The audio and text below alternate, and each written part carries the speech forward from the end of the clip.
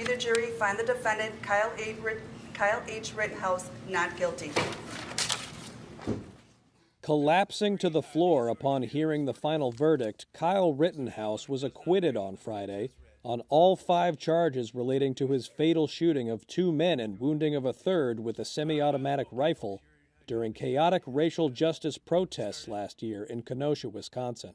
Charges against the defendant on all counts are dismissed with prejudice, and he is released from the obligation of his bond.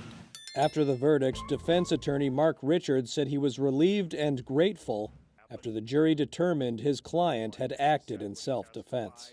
He did not start this, and we're thankful in more ways than one that the jury finally got to hear the true story. It took the 12-member jury roughly 25 hours over 3.5 days to find the 18-year-old not guilty on 2 counts of homicide, 1 count of attempted homicide, and 2 counts of recklessly endangering safety. Rittenhouse shot and killed Joseph Rosenbaum and Anthony Huber and shot the arm of Gage Grosskreutz with an AR-15 style rifle during unrest that followed the police shooting of Jacob Blake, a black man who was left paralyzed from the waist down after the incident. The teenager's trial has further polarized the country, highlighting gaping divisions in American society around contentious issues related to race, gun rights, and the boundaries of self-defense. In a sign of the trial's impact, U.S. President Joe Biden weighed in on the most closely watched case in the nation. I stand by what the jury has concluded. The jury system works, and we have to abide by it.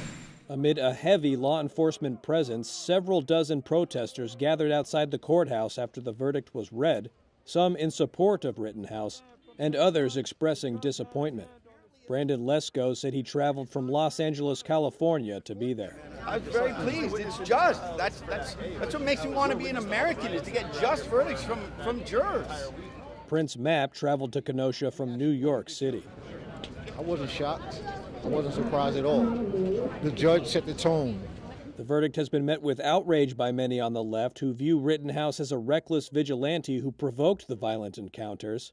Many conservatives who view the 18-year-old as a hero see the verdict as a validation of the right to bear arms and have called the shootings justified.